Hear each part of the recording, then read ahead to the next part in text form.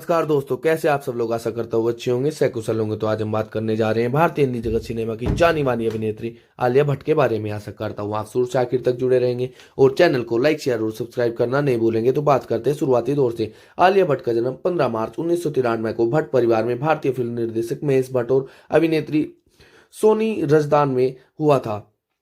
उसके पिता गुजराती वंश के हैं और उसकी माँ कश्मीरी पंडित और ब्रिटिश जर्मन वंश की है।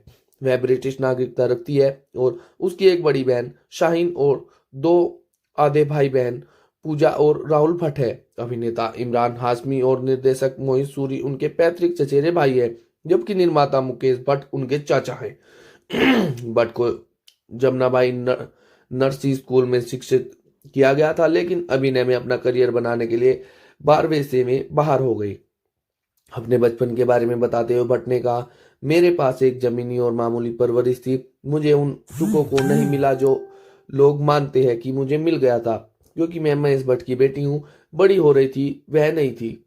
अपने पिता के साथ एक करीबी बंधन साझा करे रजदान ने कहा कि उसके अपने बच्चों को ज्यादातर एक माता पिता के रूप में पाला, क्योंकि उनके पति ने अपने जीवन में ज्यादा रुचि नहीं ली थी। भट्ट ने छोटी उम्र में एक अभिनेत्री होने की आकांक्षा की और कहा कि उन्हें पहली बार किंडरगार्टन में स्कूल गाना बजाने वालों के रिहर्सल करते हुए एहसास हुआ। उन्होंने जल्दी श्यामक दावार के संस्थान में नृत्य सबक शुरू किया। उनकी पहली अभिनय भूमिका उनके पिता के प्रोडक्शन वेंचर संग 1999 में 5 साल की उम्र में थी, जिसमें उन्होंने प्रीति जिंटा के चरित्र के छोटे संस्करण का संक्षेप में निभाया था। अपने अनुभव के बारे में बात करते हुए भट्ट ने बाद में कहा, मुझे शूटिंग के बारे में ज्यादा याद नहीं है, मैं केवल भोजन के लिए सेट पर जाऊंगी। भट्ट की 2012 में करण जौहर की किशोर film student of the year के साथ उनकी पहली प्रमुख भूमिका थी। सिद्धार्थ मल्होत्रा और वरुण धवन के साथ उसने 500 लड़कियों के साथ ऑडिशन दिया और 16 किलोग्राम खोने के बाद कास्ट किया गया था। और उसने एक प्रेम त्रिकोण में शामिल एक परिष्कृत किशोर लड़की की भूमिका निभाई। हिंदुस्तान टाइम्स के अनुपमा चोपड़ा ने उनके चरित्र सनाया सिंघानिया और करीना कपूर की पूजा पू शर्मा में जौहर की कभी खुशी कभी गम 2001 के बीच समानता का उल्लेख किया, लेकिन उन्होंने कहा कि उनका प्रदर्शन हत्यारे के रवैये के बिना था। हॉलीवुड रिपोर्टर की लिसा टर्सिंग ने उसे एक वॉश आउट के रूप में खारिज कर दिया। न केवल वह डांस नंबरों में अयोग्य है, लेकिन उसके भाव सीमित है और पूरी फिल्म में उसके चेहरे का डिजिटल रीचिंग एक व्याकुलता है। वर्ष के छात्र ने बॉक्स ऑफिस पर 960 मिलियन यूएस डॉलर की कमाई की, एक व्यावसायिक सफलता बन गई। और जौहर की कंपनी धर्मा प्रोडक्शन के साथ अपने सहयोग को जारी रखते हुए भट्ट ने रोमांटिक फिल्म्स टू स्टेटस और हमटी शर्मा की दुल्हनिया दोनों 2014 में अभिनय किया। पूर्व चेतन भगत के एक ही नाम के उपन्यास का एक रूपांतरण था और 2 प्रबंधन छात्रों के बारे में है, जिन्होंने अपने माता पिता को अपने रिश्ते को समझाने में परेशानी होती है। और एक हैंड स्ट्रॉन्ग तमिल लड़की के रूप में अपनी भूमिका के लिए उसने एक ट्यूटर की मदद से तमिल में अपनी लाइनें बोलना सीखा। इंडियन एक्सप्रेस के सुकरा गुप्ता ने भट्ट की सराहना की। उसे आश्चर्यजनक और आसान और ताजा और प्राकृतिक लेबल किया गया और इनके पास ब्रिटेन की नागरिकता है। उन्हें करण जौहर की रोमानी हास्य film student of the year 2012 से हिंदी फिल्मों में पदार्पण किया।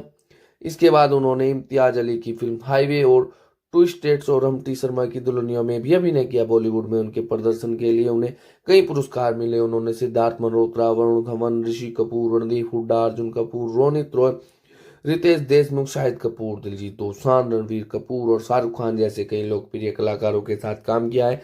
वह एक मॉडल के रूप में भी काम करती है और कई मॉडलिंग असाइनमेंट करती है। इसके अलावा उनके पास महान गायक कौशल भी है। आलिया अपनी खूबसूरती की वजह से युवाओं में अधिक लोकप्रिय है। इनके करोड़ों चाहने वाले हैं, जिनमें से अधिकतर युवा हैं। और भट्ट ने रोमांटिक कॉमेडी सांडर के लिए बहल के साथ फिर से जोड़ लिया और 2015 में रिलीज हुई फिल्म में शाहिद कपूर और भट्ट को अनिद्रा के रूप में शामिल किया गया था।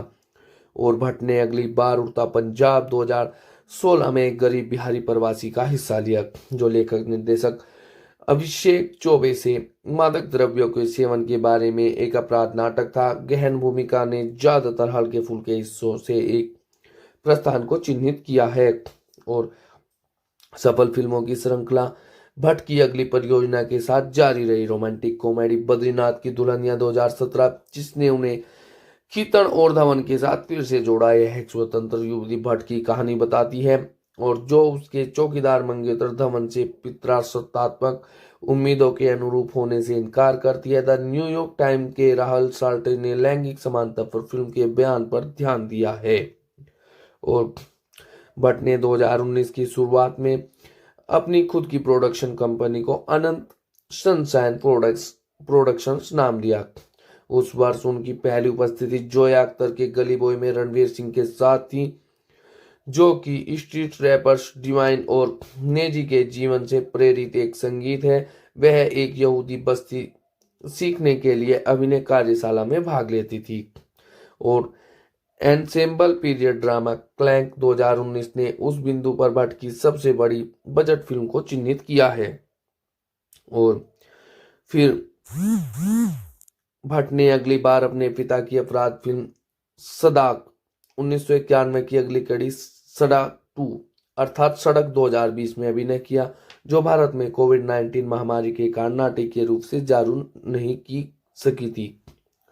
और 2022 में भट्ट ने संजय लीला भंसाली के क्राइम ड्रामा गंगूबाई काठियावाड़ी में टाइटल वेश्या के रूप में अभिनय किया, जिसका प्रीमियर 72वें बर्लिन इंटरनेशनल फिल्म फेस्टिवल में हुआ। तैयारी में उन्होंने अभिनेत्री मीना कुमारी के काम का अध्ययन किया और वेश्यावृत्ति के बारे में फिल्म में देखी, जैसे कि मंडी 1983 और एक गीसा 2005 के संस्मरण में।